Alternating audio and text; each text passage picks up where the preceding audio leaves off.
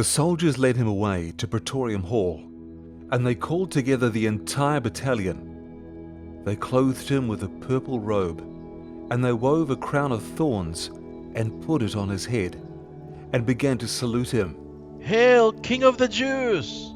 They struck his head with a staff and spit on him, and bowing their knees they worshipped him. When they had mocked him, they took the purple robe off of him and put his own garments on him. Then they led him out to crucify him. They compelled a man named Simon from Cyrene, the father of Alexander and Rufus, as he was passing through from the country, to bear Jesus' cross. They brought him to the place called Golgotha, which means place of a skull. They gave him wine mingled with myrrh to drink, but he did not take it. When they had crucified him, they divided his garments, casting lots for them to decide what each man should take. Now it was the 3rd hour, and they crucified him. The inscription of his accusation was written above, "The King of the Jews." With him they crucified 2 thieves, one on his right and the other on his left. And the scripture was fulfilled which says, "He was numbered with the lawless ones." Those who passed by blasphemed him, shaking their heads and saying, "Ah, you who would destroy the temple and build it in 3 days, save yourself and come down from the cross." Likewise, the chief priests mocked him among themselves with the scribes and said, He saved others, but he cannot save himself.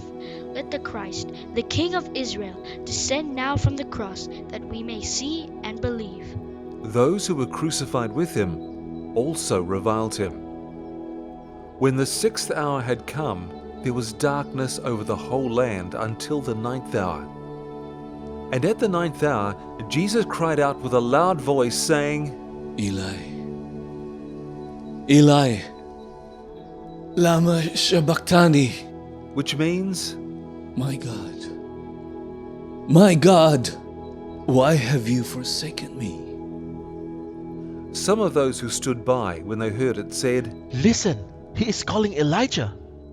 One man ran and filled a sponge with vinegar, put it on a stick, and gave it to him to drink, saying, Leave him alone. Let us see if Elijah will come to take him down. But Jesus cried with a loud voice and gave up the spirit.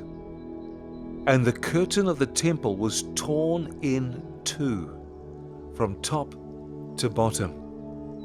When the centurion who stood facing him saw that he cried out and gave up the spirit, he said, "Truly this man was the Son of God."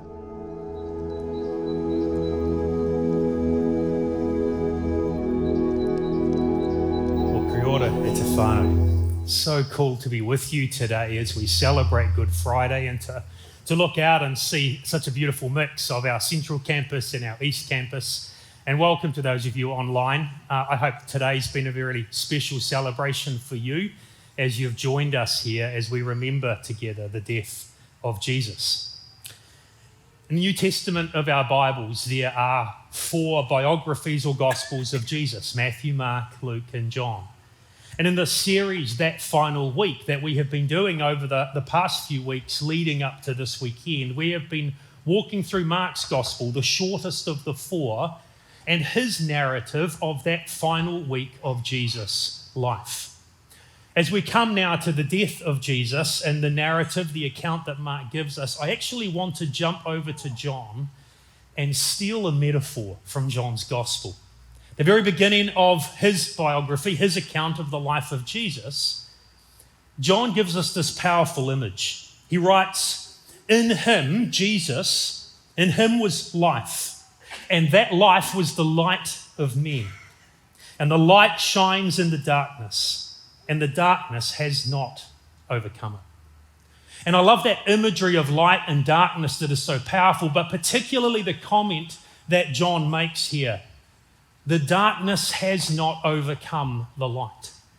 And I want to use that image as we walk through this day on which Jesus died, because if there was ever a day in the history of humanity that it felt like darkness won, it was this day. If there was ever a day that the darkness overcame and overwhelmed the light, it was this day.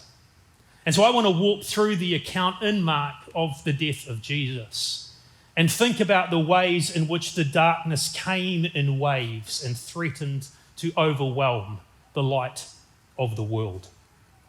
There are 6 key moments of darkness.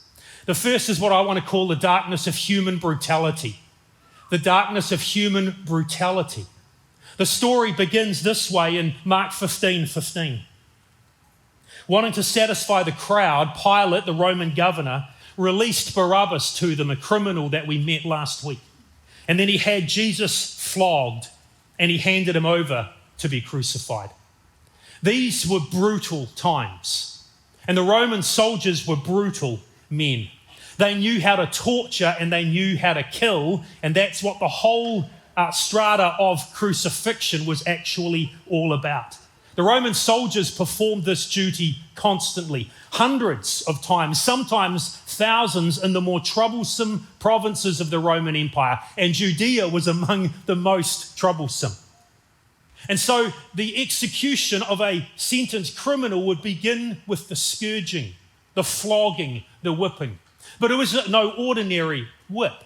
Instead, what they would do is they would take the whip and they would tie into it or weave into it chunks of metal and bone and glass, so that as the victim was whipped, the metal or the glass would rip out gouges of flesh and muscle and skin, until by the end of the flogging, the back of the victim was just a pulp of flesh. It was such a horrific thing to endure that the Jewish people limited any flogging to 40 lashes. In fact, they would only do 39 just to make sure they never went past that limit. But the Romans had no limit. They would just keep going for as long as they wanted. And that's what happened this day to Jesus. The darkness of human brutality closed in on Christ. That brutal scourging and beating then leads to the second moment of darkness. It's what I want to call the darkness of physical weakness. The darkness of physical weakness. Mark writes in verse 21, a certain man from Cyrene, Simon, the father of Alexander and Rufus, was passing by on his way in from the country, and they forced him to carry the cross. Prisoners who were doomed to execution on a cross were forced to carry the heavy crossbeam to which they would be nailed. And for one who, like Jesus, had been scourged and his back and shoulders were already a pulp, to then put a heavy crossbeam on the top of those open wounds was ghastly torture. And Jesus was meant to, as the victim of crucifixion, to carry that outside the city walls to the place where he would be crucified. But Jesus here has been beaten so severely, he has lost such a huge amount of blood that he is unable to complete this journey. And so they grab a passerby.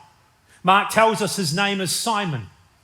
And he even tells us his kids' names, Rufus and Alexander, which probably means, as Mark writes 30 years later, this family is among the believers of Jesus. But Simon is grabbed from the African province of Cyrene, which means either he was African or more probably he was a Jew who was now living in that place. Pastor Chuck Swindoll writes this about this moment.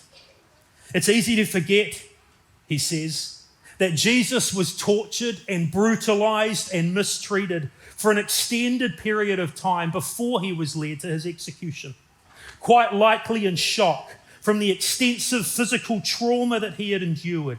He stumbled under the weight of the crossbeam, unable to go on.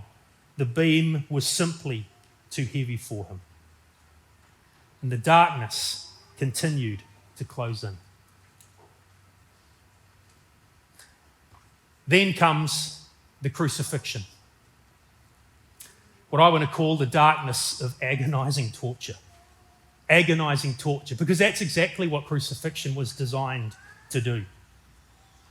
we read they brought Jesus to the place called Golgotha, which means the place of the skull, Skull Rock. And there they offered him wine mixed with myrrh, but he didn't take it, and they crucified him.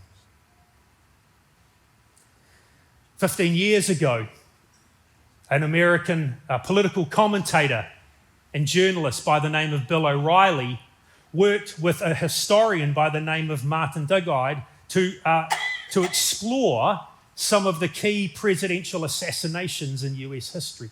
They released 2 books together, Killing Lincoln and Killing Kennedy. And then they chose to publish a 3rd book about another political assassination, but it wasn't a US president. It was Jesus of Nazareth. Their book was simply called Killing Jesus. And in it, O'Reilly and Dugard, they explore the intricacies and agonies of crucifixion. Listen as they describe the scene. As the procession arrives atop Golgotha, the soldiers send Simon away and they hurl the crossbeam into the dirt and rough limestone. The death squad takes control here. They force Jesus to the ground, laying his torso atop the upper crossbeam. His hands are then stretched out, and 2 soldiers put all their weight on his extended arms as another approaches with a thick mallet and a 6-inch iron nail with a square shaft tapered to a point. The soldier hammers the sharpened point into Jesus' flesh with just a few sharp swings of the hammer. And Jesus cries out in pain as the iron pierces its mark. We read a description like that and we think that the most agonizing part of crucifixion surely was to have nails thrust through your wrists and through your ankles. But it actually wasn't. As hard as that was, the agonizing part of crucifixion was when they then lifted the cross up vertically. Because as the victim was hanging there by the nails through the wrists and the ankles, they couldn't breathe. And so a crucified victim had to push himself up on the nail through the ankles, which was in itself excruciating, but they had to force themselves up to simply be able to take a single breath before dropping back down again. And that act over the hours, time and time again, that is what made crucifixion so agonizing. It was nothing less than a horrific and brutal torture. Crucifixion had been invented by the Persians a few hundred years ago, but it had been perfected by the Romans. It was so horrific that Roman citizens by law were not allowed to be crucified. One of their writers, Cicero, called it the cruelest and most hideous punishment possible. And Jesus would now face hours hanging on the cross, facing the darkness of agonizing torture.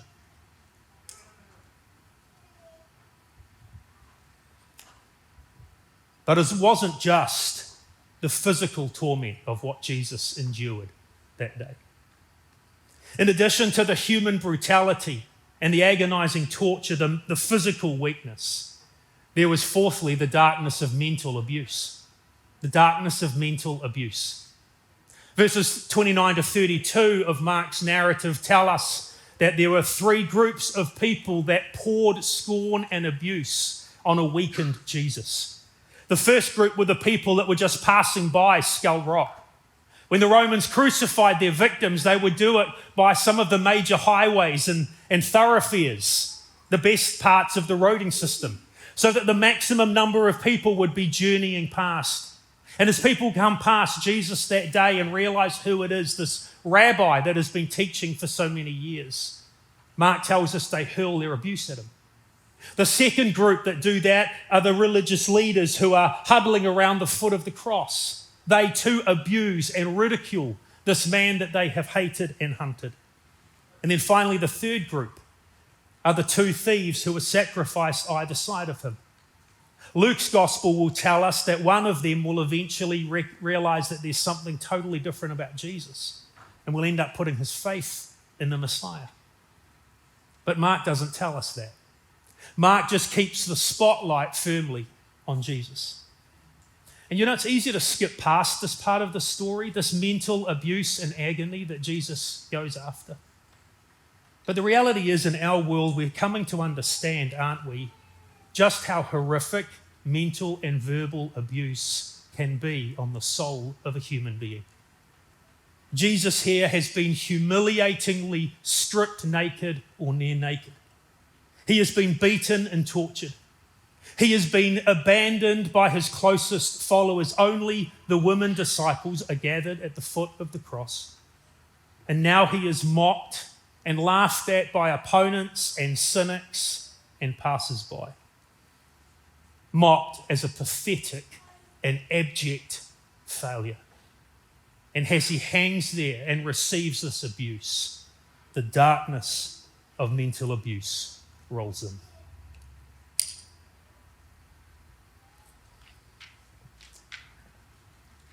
Everything we have said to this point is horrific. And none of us would wish this on our worst enemies, would we? But for Jesus, as horrific and painful as all of this has been, nothing compares to what is signified by the darkness that falls 3 hours into this trial.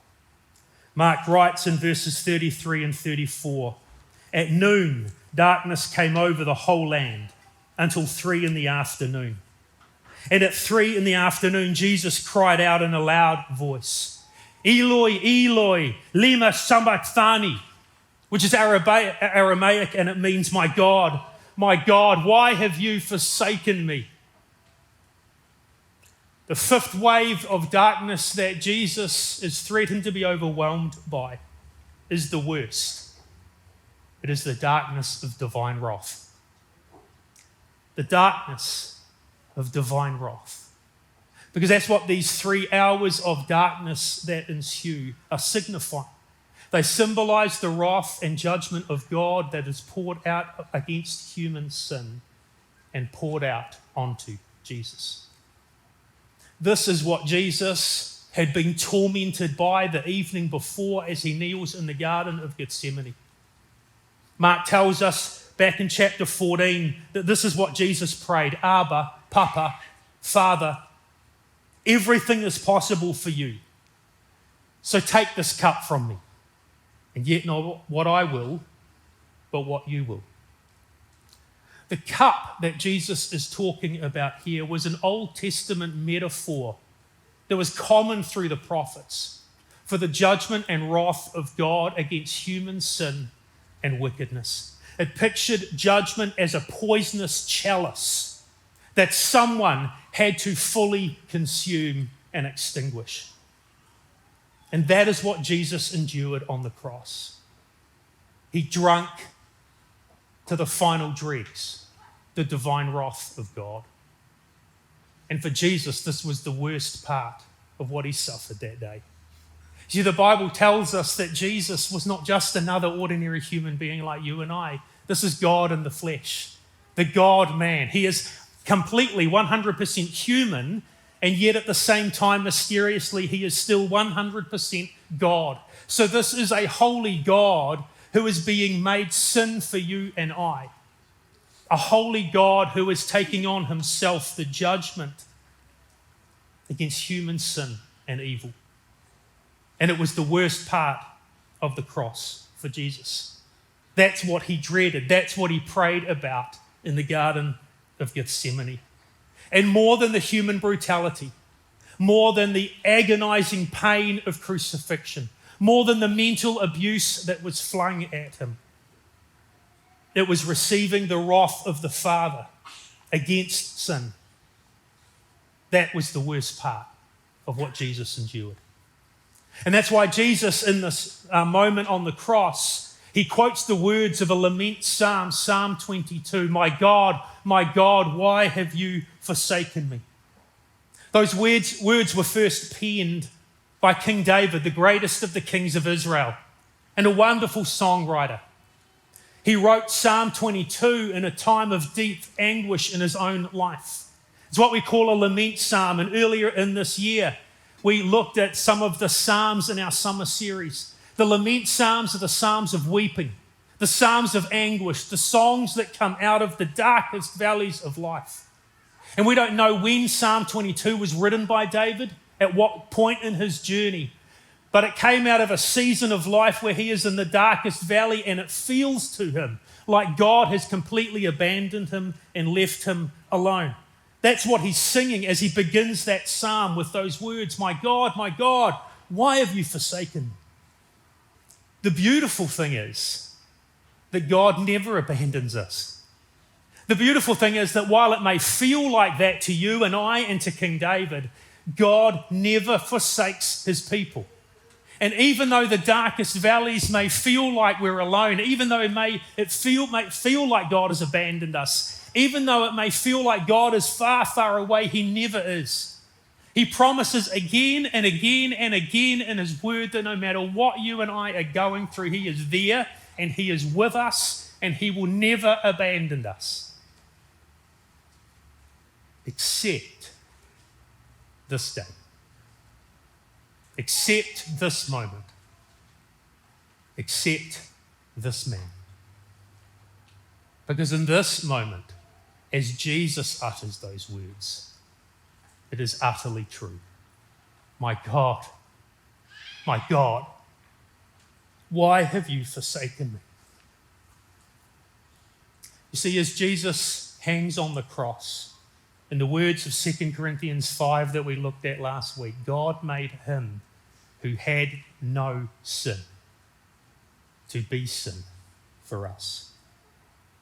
And as Jesus hangs on the cross and deep darkness falls across the land, the wrath and the judgment of God against human sin, the wrath and judgment of God against my sin and your sin was laid on the person of Jesus. And the darkness of divine wrath closed in.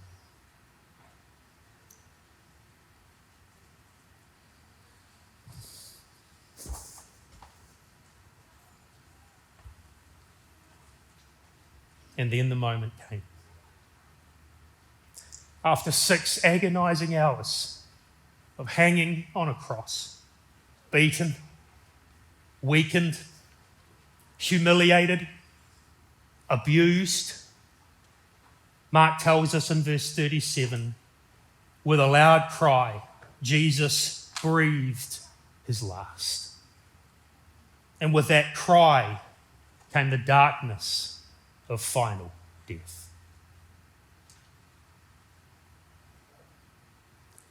Jesus was dead.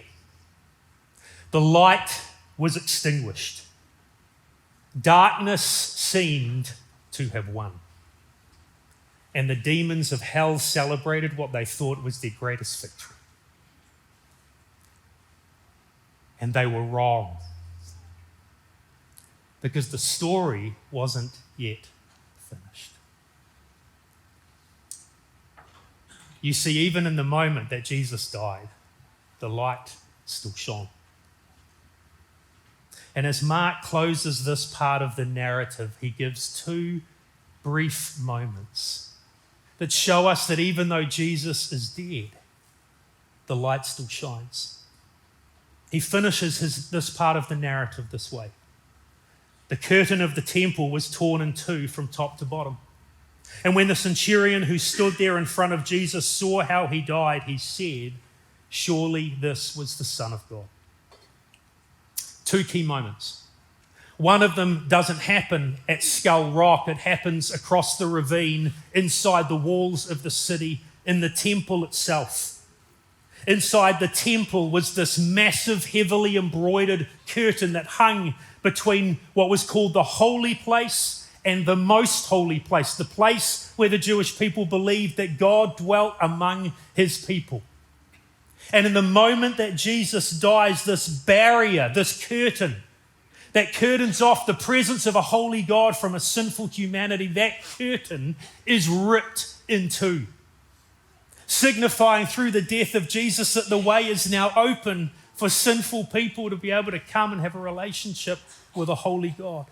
And notice the detail that Mark gives. It's torn from the top to the bottom. It's as though the divine hands reach down and grab the curtain and tear it to smithereens because the way is now open. The other moment happens back on Skull Rock itself, the place of execution. Because supervising the entire proceedings, as he no doubt had done countless times before, was a hardened Roman soldier. He was a centurion. He commanded a squad of 100 men. He was not an elite officer. He was a battled, hardened soldier that had risen through the ranks to what the equivalent of we would say was a sergeant major. He probably was commanding the death squad that day. He would have been part of and perhaps had supervised hundreds, if not thousands, of these executions through the years. But the way that Jesus died, and the attitude that he showed, and the words that he said, and the forgiveness that he extended, broke through the hardened cynicism of this Roman soldier. And he stood there at the foot of the cross, and he said, "Surely this was the Son of God." That, by the way, is the theme of Mark's gospel. He begins his story in Mark chapter 1, verse 1. This is the story of Jesus, the Christ, the Messiah, the Son of God. And as he draws towards the end of his biography of Jesus, he has that statement said again, this was the Son of God, but it's not said by one of the closest followers of the Messiah. It's not said by a Jewish man or woman longing for Messiah to come. Those words come from the lips of this pagan, hardened, rough as guts pagan soldier. What Mark wants us to realize as the death of Jesus comes, that even in this moment of deepest darkness, the light of the world still shines. Even in this moment of deepest darkness, the light of the world shines. The light has come into the world, and the darkness has not overcome it. And yet, Jesus was dead. His lifeless body would be taken down from the cross. It would be laid in a cold tomb. His disciples were scattered. His cause seemed lost.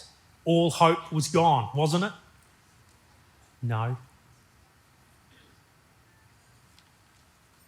Because in a couple of days from now, dawn would break and the stone of the tomb would be rolled away. And the light would blaze out again in resurrection power and glory. But that's not this day. That's 2 days from now. And that is what we will celebrate as we regather again on Easter Sunday. The blazing light of resurrection glory. At this point in the story, though, Jesus has died, but the darkness has not overcome him. And so this is where we are going to end our service today. In liturgical churches, the way that the Good Friday service finishes is in darkness and silence. Because Jesus has died. His body is taken down and it's placed in a tomb. And we await the hope of Easter Sunday. And so that's what we're going to do today. In a moment, I'm going to pray, and then that will be our service concluded. And for those of you in the auditorium with us today, the invitation is, if you would like to dwell in this place a little longer. If you would like to sit for a few minutes and reflect on the cross and on the light. If you'd like to just pause and spend some time with Jesus, if you want to spend some time in prayer, you're very welcome to do that. And then when you're ready to leave, we would ask you to leave in silence. We would prefer to have no conversation in this room. Simply leave in the darkness and the quiet And you're welcome once you reach the foyer to greet people. Join us for a coffee. We're going to have hot cross buns available. But we want to leave this place in the dark and the quiet and in the anticipation of Easter Sunday and the glory of a risen Saviour. Why? Because even in the darkest moments, the light of the world still shines. So, Lord Jesus, we sit in awe of you today. We are overwhelmed by all that you endured for us. The agonising torture, the human brutality, the physical weakness of your own body, the mental abuse you suffered, and most of all, the wrath of God that you endured for us. And as we sit in this moment, and as we just meditate on what you did for us, we are so in awe of you, and we are so thankful for you. Would you allow us just this time to reflect on the enormity of what you did for us? And then, Lord, would you allow us the excitement and the joy of regathering here and at East and online on Sunday and celebrating the power and the victory and the triumph of your resurrection. For now, though, Lord, we just simply say thank you for what you endured for us. Behold, the Lamb of God who takes away the sin of the world. God bless you. When you're ready to leave this service today, please just exit in quiet. And we'll see you on Easter Sunday.